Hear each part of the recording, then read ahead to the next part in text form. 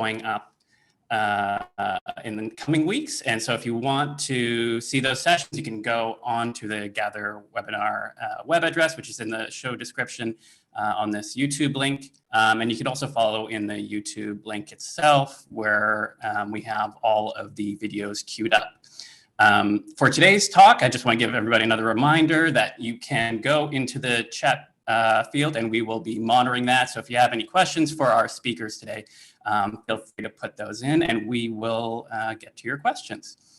So without further delay, I'm going to hand the conversation over to Sally Gainsbury, who will be moderating our conversation today. Sally? Thanks very much, Khalil, and I really appreciate both of our speakers today. Sascha is in the middle of the end of semester and marking. For you of the, who are in the university sector, you will know this has been a highly unusual and very busy semester for anyone who has teaching responsibilities. So she gave me the earliest date she could potentially do this webinar, and I booked her straight in for that. So thanks very much, Sascha, and apologies for middle of the semester talk. Simo is up from the UK, so staying up much later than probably should be for someone with a young child. Look, I'm going to introduce both of our speakers and the topic. It's a really interesting conversation today. We're looking at AI and the ethical frameworks around which you can use player tracking and consumer protection. What are all the rights and responsibilities and duty of care issues? So Dr. Sascha Callaghan is a lawyer and lecturer in health and technology law and ethics. So really her expertise is in biotech law and ethics, which is an incredibly interesting field at the University of Sydney Law School. She's also Associate Director in Education. Her research looks at a variety of issues in health, technology and regulation. She's published very widely in the area of health decision-making, as well as mental health and cognitive impairment. She's a lawyer member of the Ethics of Clinical Practice Committee for Sydney Local Health District, a member of numerous research collaboration networks, and it's in this capacity she's speaking today. She's a member of the executive leadership team for the Technology Addiction Team, which is hosting this series of webinars. She is the lead researcher in the Sydney Neuroscience Network and looking at the intersection between neuroscience, law and ethics. And recently, 2019, she was the recipient of the University of Sydney Vice Chancellor Award for Excellence for Outstanding Research, Engagement and Innovation. Simo Dragicevic, better than last week, is the founder and CEO of BetBuddy, which is now part of Playtech. I've known Simo since 2010 when we met at a European gambling conference. And he's one of the unusual, or few rather, members of the technology industry who also publishes in academic journals. His software is focused on better understanding behavior and risk in gambling, and he's an expert in consumer behavioral analysis and consumer protection. And he does publish in academic journals and attend academic conference and share his knowledge and expertise, including within the PhD program where he's a supervisor at the Research Centre for Machine Learning at City University, London. He's also a board member of the Responsible Gambling Council in Canada. And in 2013, he was named from the Association of MBAs as Entrepreneur of the Year. So it's my pleasure to have both of these very esteemed and knowledgeable experts who bring quite different perspectives. I'm going to start by throwing over to Simo and then Sascha to give a brief introduction of their perspectives on this field, and then we'll get into the conversation. As Khalil mentioned, feel free to throw up some questions into the chat box, although I've got a lot of questions lined up, so hopefully we'll get to everything. So without further ado, I'll get to Simo to share your initial opening thoughts. Thank you, Sally. Thank you, Khalil, for the invitation to be part of this webinar, and hello to everyone around the world. So I'm going to spend a couple of minutes or so giving some sort of high-level thoughts around the topic of ethics and AI, and try and frame that in some of the things we're thinking about from a gambling perspective as well. But really, just to start with, I wanted to talk about something that I guess has been in the press over the last couple of years or so, quite a lot. And then when we think about ethics and AI, one of the areas is this sort of algorithm bias. And there are quite a few cases out there which have made the headlines where systems that have been developed using data are potentially making poor decisions. And if you look at a couple of these examples, sort of racial bias in health algorithms. For example, in the US, there's a system out there that was developed that's assigning the same level of risk to Black patients as white patients, but actually those Black patients are sicker than white patients. But the way it's making its decisions is looking at, for example, how much money has been spent on these patients in the past, and because less money is spent on Black patients, it's sort of wrongly concluding that they're healthier. Apple recently, I think through Goldman Sachs, launched a credit card, and there are a couple of high-profile cases where sort of entrepreneurs in the US have said that they've had limits up to 20 times more than their partners, even though in one aspect the partner has a better credit rating than the male entrepreneur. And actually one of Apple's founders, Steve Wozniak, also said it happened with his wife as well. They share everything in terms of homes, joint accounts, etc., but he had a much higher credit limit. And there are other examples as well. I think the Fox News example in terms of their hiring algorithm, putting too much emphasis on, for example, who was in a job for 4 to 5 years and who was promoted within that period, sort of overly referencing men and supporting men in those job applications, because as we know, they've had those opportunities much more so than women in the past, and it's sort of unfairly penalizing women in that sort of screening process. And finally, racial bias in criminal sentencing. It's quite interesting in this case. The actual founder of the company in this particular example said that he found it difficult to actually construct a risk score without using data that correlated with race, so things like poverty, joblessness, social marginalization. And this system was much more likely to flag a Black defendant as a future criminal more so than a white defendant, and vice versa. White defendants were mislabeled as low risk more often than Black. So there's quite a few sort of high-profile cases out there specifically around algorithmic bias.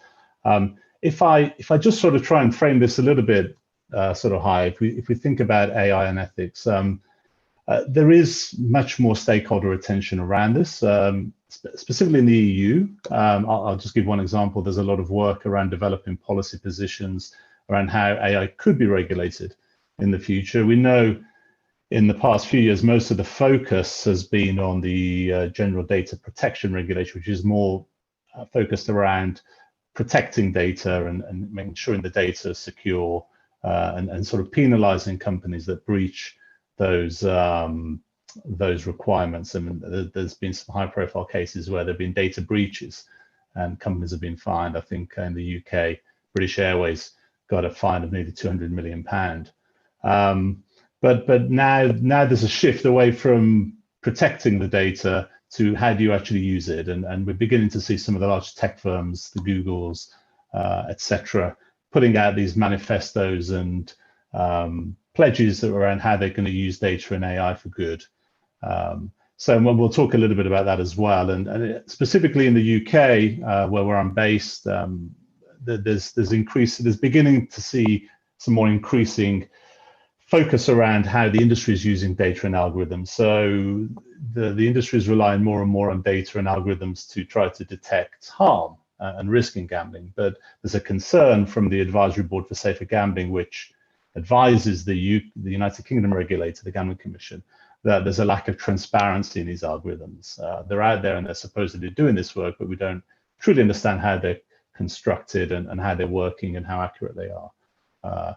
So it sort of begs the question, as an industry, what should we be doing? Should we be proactively trying to copy the big tech companies and develop these principles to mitigate these risks, or not? And really, just to sort of summarize, I guess this discussion from a sort of could be framed in these two areas. When we look at AI and ethics, we look at potentially rights, so the rights of sort of individuals, and some of these rights are often sort of enshrined in laws as well, sort of international and EU laws, so the freedom to choose and equality, but also doing the right thing as businesses around the world there's much more focus on having a social purpose and more than just sort of profit.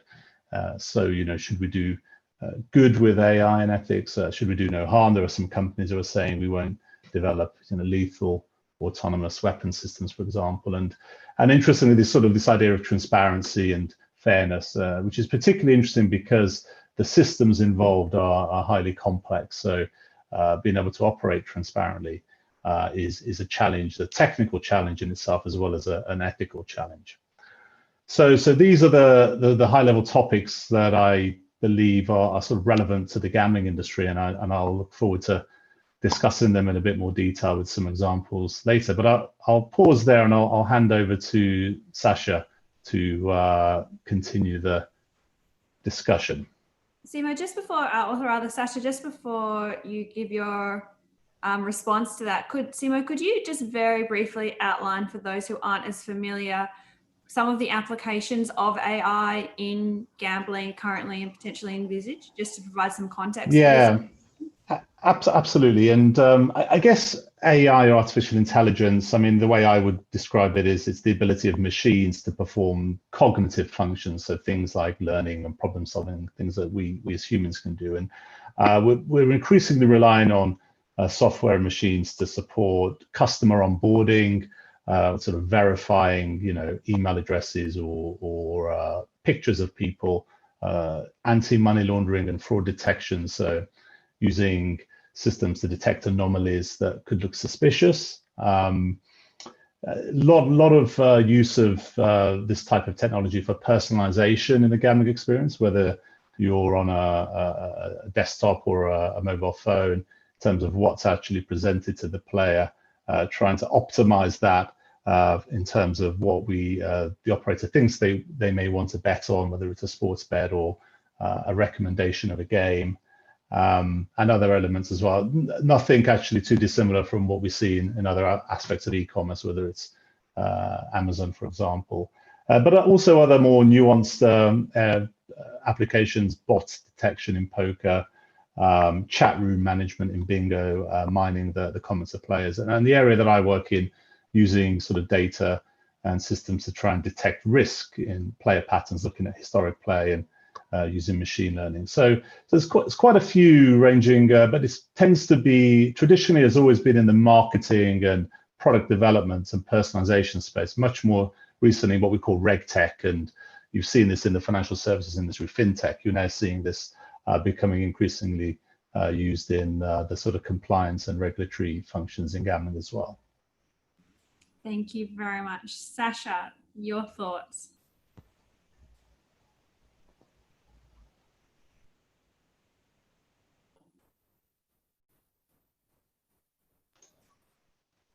Just get you to unmute yourself. Yes, of course. Thank you. I've been on Zoom sessions where people have already laminated signs that they hold up saying you're muted. So sorry about that. But anyway, what I was gesticulating about earlier was that what I might do is just start with a bit of an overview about what regulators in this area, people like me who think about ethics and regulation, are really concerned about at the moment, certainly here in Australia. But what we're thinking about here in Australia is what's really going on everywhere in the world. So regulators from, you know, the EU, US, you know, Asian regulators to an extent. I mean, at the moment, we're engaged in a collaboration with a Chinese university looking at ways of putting an ethical framework around AI collaborations, which is that's an interesting process. And here in Australia as well, where our Human Rights Commission has a process at the moment looking at human rights and technology. So they've got a discussion paper out, and that's still under community. There's still a community consultation process happening there. So, I mean, the first sorts of questions that I suppose communities are grappling with in this area in terms of regulation is, you know, what kind what kind of model are we going to use to try to have oversight over the development of intelligent technology systems? Are we going to have a sort of a direct governmental body that looks at, you know, innovation in these areas? How will that actually work? Or are we just going to rely on a system of self-regulation, which is actually kind of happening by default at the moment anyway, because the process of sort of governments, which are these sort of slow-moving behemoths, getting their heads around, you know, the various parameters of these issues is a slow process. Meanwhile, technology develops apace. And as Simo mentioned, organisations, you know, like Google and Facebook and so on are already developing their own standards, because the show must go on. I mean, incidentally, Google had a go at convening an ethics committee to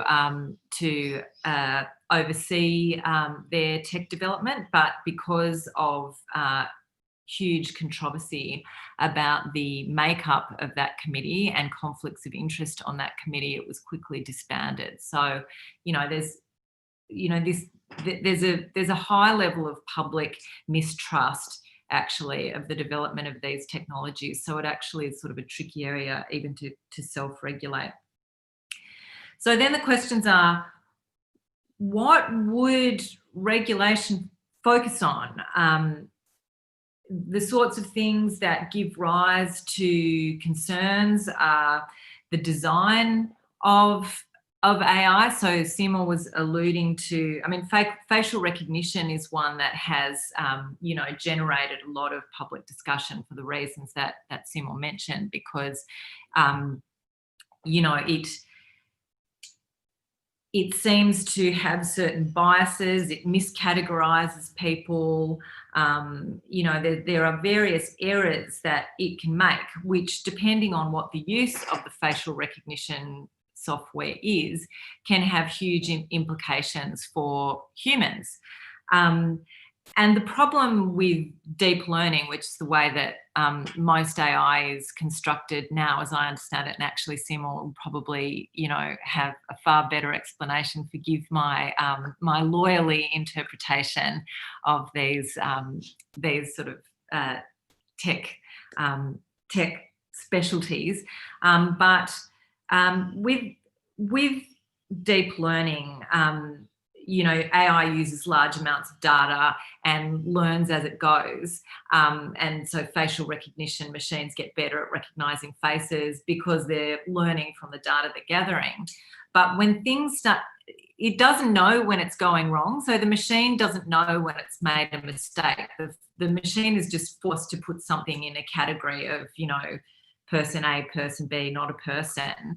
And it will do that, regardless of what a human might think is, I don't know if this is person A, B, or not a person. This doesn't seem to fit any of those categories. I'm going to ask someone. The machine doesn't do that. It just makes a decision, and then that continues to build. And when you go back to look at, you know, how this mistakes happen when it comes to light, usually because some problem has occurred, we don't know where in the machine this problem has happened. So, you know, the design of AI has some inherent difficulties, which mean that its thinking is somewhat opaque and hard to grasp and regulate. And of course, you know, probably one of the easiest areas to kind of really get your hands on is the uses of AI. So people are uncomfortable about, and this is publics worldwide. So it is now well known that publics have a very low level of trust of AI decision making, which affects humans. So, you know, the most profound decision that any human can make in relation to another person is really a decision which is almost godlike, the decision about whether or not this person will live or die. And AI can and has been used to kill people basically through highly controversial systems called autonomous or lethal autonomous weapon systems. So there's a widespread consensus building that robots shouldn't be allowed to autonomously kill people. There's something almost hard to describe in our natures that says that surely we have a right to look another human in the eye and plead for our life on some natural human level. We should be able to connect, and in that moment that person might have pause and not pull the trigger. Whereas, while the AI does not hate you, it doesn't love you either. It's completely indifferent to you. This is just an interesting book with philosophers talking about, the indifference of AI and the problems of these sorts of things that generate the genesis of public distrust. So uses like, okay, life and death, that's a biggie. That's pretty obvious. But what about the more normal stuff that AI does all the time that affects people, like helping to make decisions about where to build a new road? Like, should that be a robot decision? Or should that involve human feels as well? Like, is there some areas where, we kind of still want human feels, that thing that seems amorphous, that's emotional, that's, about, I don't know, being a natural animal. So where to build a road, whether you get a fine or not, like that sort of thing happens, automatically as well. But, is that a bridge too far? And in Australia, we had a big controversy where Centrelink, which is our social services network, has an automated debt recovery system. So there's a robot effectively chasing the most vulnerable people in the economy over money that they supposedly, ripped off the government. And maybe some people did, maybe some people didn't. The AI decides that they did and pursues them relentlessly, like the Terminator. So, that's sort of, that was the idea in the press. And there was, people didn't like that idea. People didn't want, Centrelink to have the Terminator chasing, long-term unemployed and disabled people and so on. So, but then again, there's this public distrust. I'm probably way over time. So am I over time? I don't know. I'm worried about, I'm looking at Sally. It's fast. I could listen to robots and kill people for all days. But I think maybe just what I want to do is throw over to Simo, who's frantically nodding and writing down notes and get the sort of. I just want to say one thing about challenges. Okay, so the key challenges for regulation, and this is something that Simo will want to talk to, because whilst the public has this mistrust, we don't want to stifle innovation. Like, at the same time as there's danger with all of this has the potential to lift humanity beyond the confines of humanity. The great challenges facing humanity in the current century probably can't be solved with, human brains alone. Here is this huge machine capacity of intelligence that we can harness to save us all. And we all want to do that. So whichever regulatory model we use, we want to maintain that. And I'm going to leave it at that and let Simo tell me what amazing things the industry is doing to address these challenges.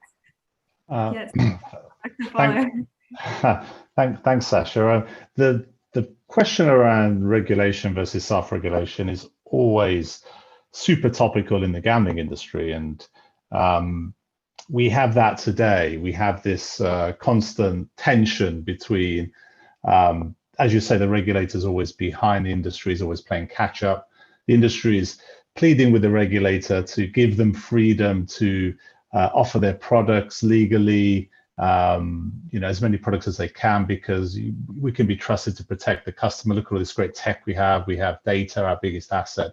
the regulator having to balance the pressure from other stakeholders, governments, the wider public. You talked about trust and distrust in the gambling industry is on the increase in some regulations as well. So the question of can the industry self-regulate itself in this space, I think is a really interesting one. And I'm not sure we can at the moment, or we're mature enough or sophisticated enough as Google is trying to, or Microsoft. So that is an interesting one. But then again, as you said, Sascha, you don't want to stop the innovation. We're only arguably scratching the surface with AI. So you don't want to put in place these barriers that say, oh, you can't use this data to build applications because it's personal data, or if there's a breach around it, then it exposes the end customer, puts them at risk. However, that data can be used in a way that can protect the customer as well. So the regulator has this challenge of finding this balance between allowing the freedom to innovate and use the data and technology, but also when do you rein the industry in? And AI and ethics, I think, is still at the early stage in the gambling industry. I don't think there's any really detailed thinking or frameworks out there at the moment. And I guess a couple of other points, I guess, in terms of how you do self-regulate, it's I think arguably we could probably all come up with a set of principles that we all agree on. Use AI to protect consumers. Use AI to develop products, but ensure that you change them if they, cause harm. Be scientifically robust, etc. But the principles are quite easy to come up with. How you actually implement them and the intent of the principles are all very hard to disagree with. But how do you prove that you're doing it? And you touched upon opaqueness and explainability in design, and that's, I guess, a topic in its own right, but is at the heart of much of the controversy around the bias and the trust, because arguably the people who are building these systems don't fully understand the implications of the data they use.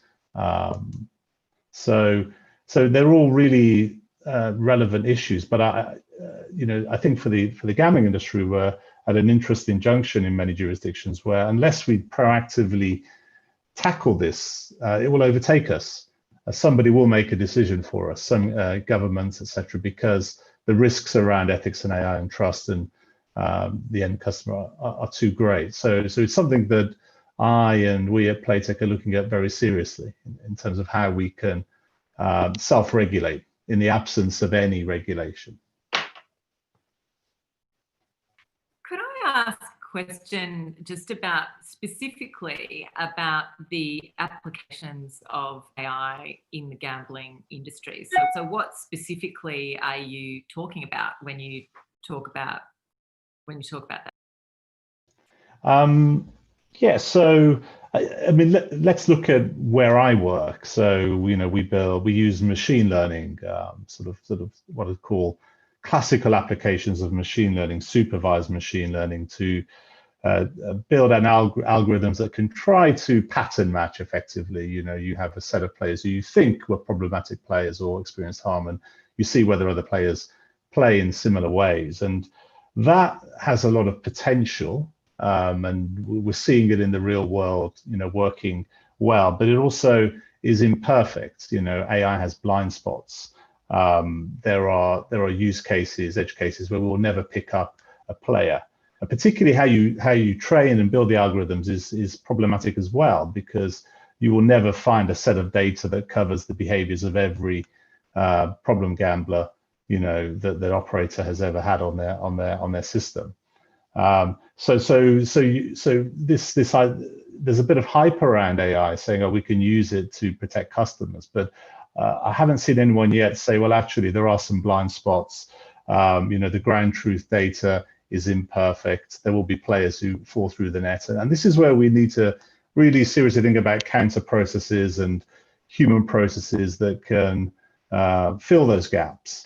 So that is one area, I guess, that I think is going to get more scrutiny is the industry being really much more transparent in terms of how they train them, how they work, what the KPIs, the key performance indicators are in the real world. You know, how accurately are you picking up these players? How often do you miss a player?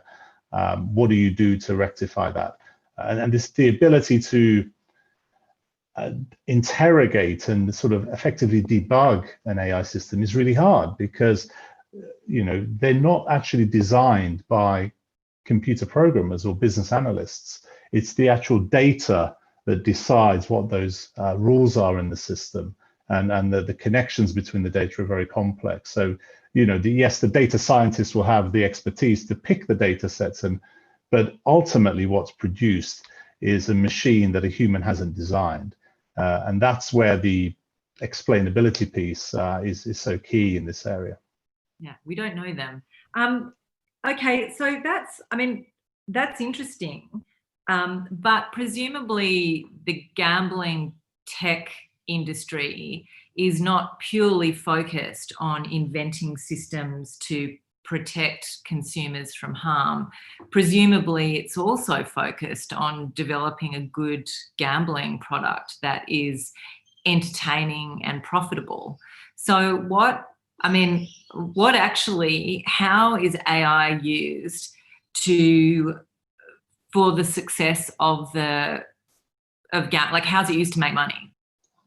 Yeah, well, personalization of the product is, especially for online gambling, you will still get it in sort of more modern land-based, server-based sort of electronic gaming machines. But if we think about online gambling, the personalization of the experience based on behavior is a key area in which the gambling industry is trying to, I guess, optimize its products and services. But I wouldn't classify every gambling operator in the same. You know, some of them are very different. Some of them will have a very strong retail base who they're moving to online, who play maybe some softer products. Others may be pure online gambling firms that get all their customers from affiliate sites. You know, players push through other kind of aggregators of players. So there will be different strategies, but ultimately, yes, the gambling firms trying to personalize the customer experience so that they engage with it more. You know, whether it's through the personalization. Yes, other techniques such as gamification, trying to sort of build those sort of game-like features, rewards, leaderboards, etc. Again, they're using data, maybe not so much in the sort of AI space, but it's all about trying to engage with the customer with the product, and the data is a key element of that. So it's interesting. I mean, this is really where the trickier and deeper ethical question arises. So one interesting thing that came out of the Cambridge Analytica scandal, so last year, I don't know, feels like 100 years since last year. So anyway, was that, so people have been talking about data privacy for a long time, but no one really knew what that kind of meant. So, you know, it's like, well, who cares if, you know, someone uses my data to give me better ads? That's probably good. I need better ads for things I want. I don't really care. But through the Cambridge Analytica scandal, it became more widely understood in the general community what gathering data points means that people can know about you, and the level upon which you can be manipulated without your knowledge or without your kind of, you know, understanding. And the thing is, because it's a very new way of being manipulated, in a way it makes us feel uncomfortable, right? Because, you know, whilst we're being manipulated all the time by friends and colleagues and, you know, our parents and advertisers, we're prepared for that kind of manipulation. As humans, we've been interacting socially with each other for, thousands of years. We know how it makes you feel if someone cries or if someone's really nice to you or compliments you. And, that we seem to be in control still of ourselves because we're able to say we have some familiarity with those kinds of manipulative tools. But this is different. We have not been aware of the way that we've been manipulated. It's going to take some time for people to get their head around it. And how ethical is it really, particularly in gambling, which is it's fun, but it also leads to harms in some people. How ethical really is it to have things that are so tailored that we are powerless to refuse it in a way? We don't even know why we're agreeing. So these are kind of deeper issues that I don't know that how can an industry say, no, we're not going to do it, because the industry exists to sell more and it's possible. What do you think? Yeah, big questions. This is why I said I think the industry is not mature enough yet to necessarily think about these things, because my view would be, for example, for that particular question, how can this industry, is it ethical that they use data to increase sales and encourage people to gamble more when the potential risks are quite serious, with people who develop problems? How would we tackle that as an industry? Well, for example, if I was to define a principle, I'd probably say, look, it's okay to use data to develop and market your products and services to your customer, as long as you, if there's any signs of risk with that player, you also use the data to stop that. So let's say, for example, I have an algorithm that optimizes something. It could be when to send me a message when I'm playing in game. Would you like to, play this game or reload your wallet, or, etc. Now, look, that's perfectly fine. You're marketing your product or service. But if, on the other hand, there's an algorithm saying there are signs that this player is loss chasing, or they've had X number of declined deposits, or their risk level's gone up, then you should, I think a sophisticated gambling firm would have a policy in place that would be able to say, okay, marketing team, engagement team, go ahead and do your great work. However, there's a policy in place that says if what you're doing is aimed at a player with this type of profile, then you can't do it. So that's the kind of solution, I think, a grown-up solution that we as an industry need to be thinking about. I don't know whether you think that's doable, or you've seen that in other industries. I think that's a very neat response, actually, and that could be something which somehow could be mandated, well, whether it's mandated or part of a regulatory framework where you insist that that the data be used also to identify certain risks.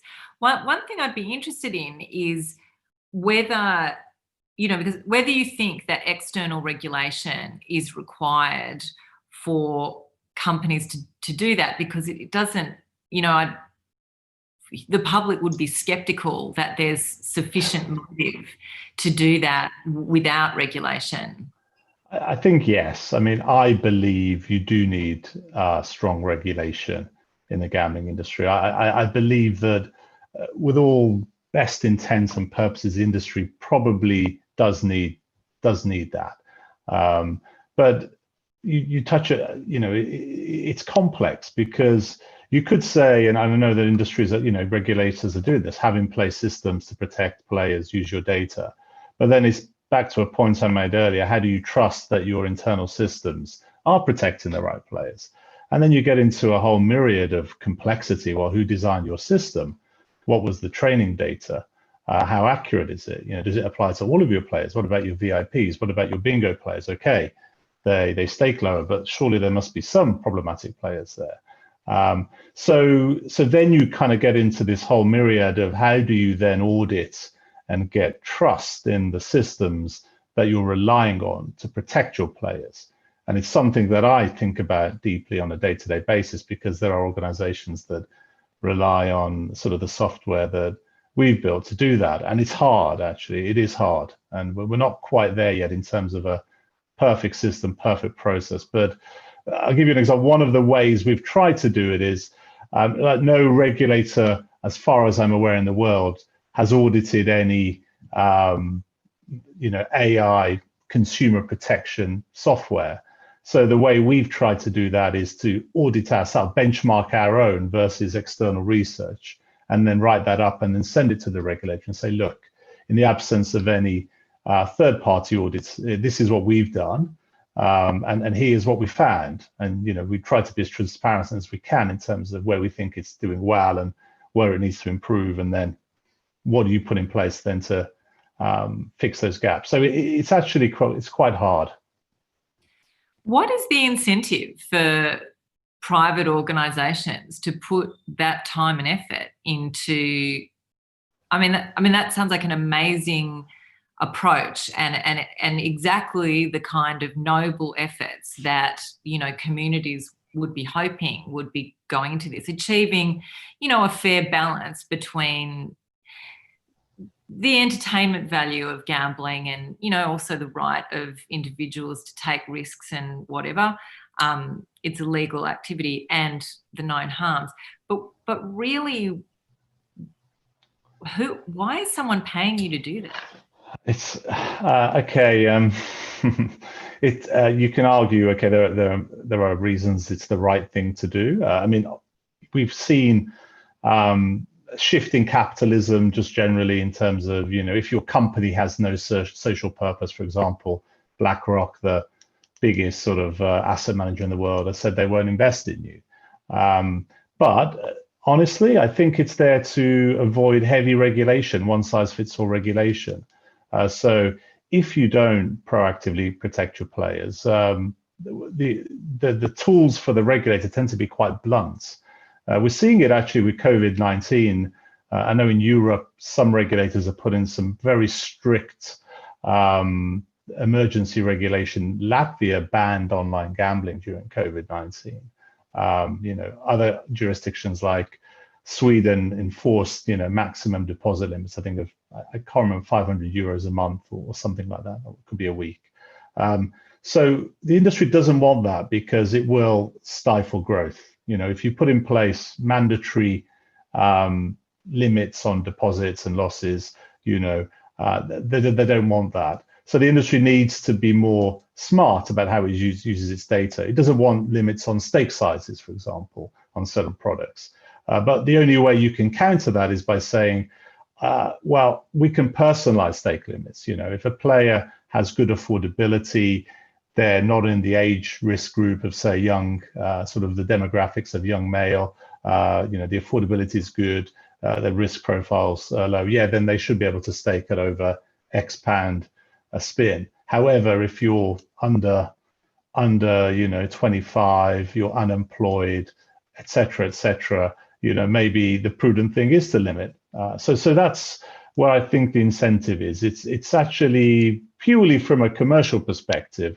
It's to enable growth, long-term growth. But from a social purpose perspective, it's also the right thing to do. Some would argue, but hey, that's a difficult one to debate in many industries, not just the gambling industry.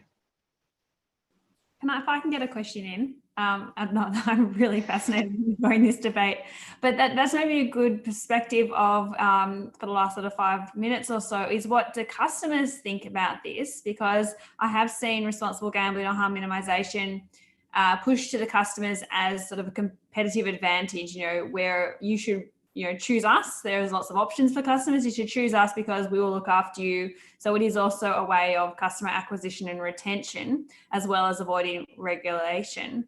So I'm curious about what do customers think, and we've talked about these idea of privacies and people being generally uncomfortable with robots accessing our data and controlling our data. But what do customers think about the receiving of automated messages if it's in their best interest, particularly in something like gambling where there's a lot of denial of problems, and then not just because the system isn't just about identifying customers, it's also then what do you do? In some operators then trigger that just to the customer management team, and then the staff will actually make a phone conversation. Some systems will trigger an automated message that will go straight to the customer with no human interaction. So what do the customers think about the systems and the responses that the systems drive? I have limited, I guess it's a really good question, and we need to understand it in much more detail. I know that there's been a couple of examples. I know in Canada, where we have a customer in the province of Ontario, they early on when they launched their online casino, they did do some qualitative research, and they sort of generally asked, the subset of their customers what they felt about just generally the overall responsible gambling tools, and then they went into some specifics. But overall, it was very positive in terms of how the brand was perceived. I know in the UK there was some research done a year or so ago around with the behavioral insights team consultancy working with some of the large online operators, looking at how they felt about these customer messages. And the feedback was, from what I recall, that any message which is trying to signal that you're a problematic player wasn't received as well as a message that was a bit softer and trying to reduce friction to access RG tools, for example. So the way we're sort of building on this is to try and not be judgmental and to try and use the data and the technology to open up opportunities to explore sort of responsible gambling features, etc. And we're still in the early stages of assessing how we have data on uptake of messages, but I don't personally have any recent data on actually what the player thought about the message. But it's a really good question and something we need to understand in more detail. I definitely think that's a gap in the field, and we've talked about the limitations from some aspects, but more the practical limitations of the data only knows the data points and it doesn't know the context. It doesn't see what's going on outside of the system. And we know with gamblers, or people who gamble rather, that they usually bet across different platforms, across different products. So the data points are only going to be a small subsection of someone's more complex behavior and circumstance. So I know some of the companies have started inputting more qualitative and self-derived data or customer interaction data, but all of that I think is still a missing gap in the system of what actually we can do with the data and the extent to which we can take it as truly being meaningful in that sense. So we've just got a few minutes left. I'm hesitant to say, have you got any few closing comments? Because I think you guys have a lot more to say on this topic. But is there anything that either of you haven't touched upon yet? I suppose not so much to get into, we don't have time in detail, but for recommendations for where to look for in future, where should we be heading next? Yeah, I think just touching on that last point, Sally, we only see a subset of the picture. I think the one thing that makes AI really useful in the world is the fact that we can interchange data between systems through what we call these APIs. That's what's sort of fueling the growth in these systems. And I think the more we can share, the banking sector, for example, financial services have, okay, we see the gaming data, we see the transaction, the deposits, withdrawals, but the customers, the kind of core bank will see a lot more. And being able to try and combine this data and cut down some of these legitimate regulations around data sharing and concerns, they're there for a good reason. But if we can find ways to break that down and combine these data sets more, then I think we'll begin to be much more accurate and useful with what we can do. So I'd like to see more focus on breaking down the legal barriers for data sharing going forwards.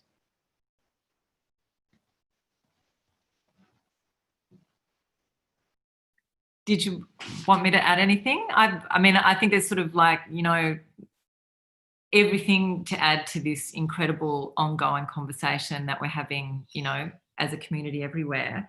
But I have to say that personally, I'm a technology optimist. And, you know, I think that really there's no getting away from the fact that technology is in developing certain ways, but achieving the balance, you know, between its incredible benefits and harms is obviously the key. That's a very easy thing to just say off the cuff, but ultimately that will be the aim in ensuring that happens. So that's the task of all of us now. I think this has been such an interesting topic. The webinar is hosted by the Technology Addiction team within the Brain and Mind Centre, and this is really right at the centre of the type of work that we do. We're looking at understanding the role of technology in addictive behaviours, which includes potentially the way technology can enable behaviours that end up causing serious harms for people, but also about how technology can be used to minimise that or offset some of the harms. And in something like gambling, which is really a classic case of taking an analog behaviour that's existed for many, many, many centuries, in some cases, that, you know, the early phases of internet gambling were really just digitizing the exact same behaviors. There was really nothing innovative about initial stages of online gambling, except for the mode of which bets were being placed. But we're really seeing increasingly things like gambling online, using and incorporating technology to make it a very different experience for customers and for operators as well. And there's a lot of innovation out there. We talked about crypto betting and blockchain briefly last week. So I think this idea of AI is something that we're increasingly going to be dealing with in the online as well as the land-based gambling industries. And the topics around consumer protection are going to be central to that, as well as regulation and the extent to which regulators are even at the level they can comprehend some of the, you know, nuances of this debate. Certainly, I think if a company were to provide their entire code to a regulator, I don't know who they have on staff who could adequately analyze it, detect bias, you know, whether they have that expertise to even look at that themselves. But we've certainly had a few comments about the idea of open source and sharing and making things more transparent so regulators and consumers can have a greater understanding of how their data is being used. And we didn't even get onto the topic of who actually owns the data, or whether the customer has some rights to see their data. I know in healthcare, that's something that's really talked about a lot. So thank you both for a really fascinating conversation. We could easily keep this going. I think we actually say that after every webinar, but it always is true. And thank you for making my job easy. I barely had to say a word. I think, note to self, always have a lawyer on a call. It's a real pleasure to have both Sascha and Simo. Thank you so much for sharing your time. Sascha is obviously at the University of Sydney, one of the leaders in the technology addiction team. You can see why, given her expertise and insights and perspectives. And Simo, one of, you know, actually named Entrepreneur of the Year, one of the leading thinkers in this field of AI and its applications, particularly for social good. So thank you both so much. You can contact both of them via Twitter, via LinkedIn. Their bios are readily available. They're quite searchable. And if you have any follow-up questions, shoot them probably through one of those social channels so it doesn't get neglected in the many emails I'm sure they receive. And now I'm going to hand over to the co-host, Khalil, to talk about next week's. Well, thank you very much, Sally, and thank you again, Simo, and thank you, Sascha. It seems like every week we say like we could really spend a whole lot more time talking about this conversation, but I think this week, as much as any other, we've barely scratched the surface of this topic. There is an extended reading that Simo provided, which is in the description of the YouTube video if you want to read more, and I'm sure there's a whole lot of links that you can follow within that document to learn more about the area. So next week, we actually have a little bit of a different conversation set up. So next week, two of our speakers are from two of the biggest stakeholder groups for the research field in gambling studies. So joining us next week will be Keith White of the National Council on Problem Gambling and Alan Feldman. Alan has many hats that he wears, but he'll be here in his capacity as chairman of the board at the International Center for Responsible Gaming. And we will have, I think, a really interesting conversation for anybody that is perhaps a young researcher or somebody looking for a new stream of research. We're going to talk about what are the sort of needs in both the industry side and responsible gambling, as well as on the PG side for research to kind of fill the gap where they see those gaps. And then we'll also spend a little bit of time, I think, teeing up the conversation about research funding, which has been a hot topic within gambling studies for many years now, and one we're going to get into from the academic side in a few weeks in a session that Michael Wohl will be guest moderating. So stay tuned for all of that next week and the weeks to come. And if you want to head to our website where you can get more information about all of the sessions and all the speakers coming up, that's also in the description. And for that, let me just thank our speakers again, as well as Sally.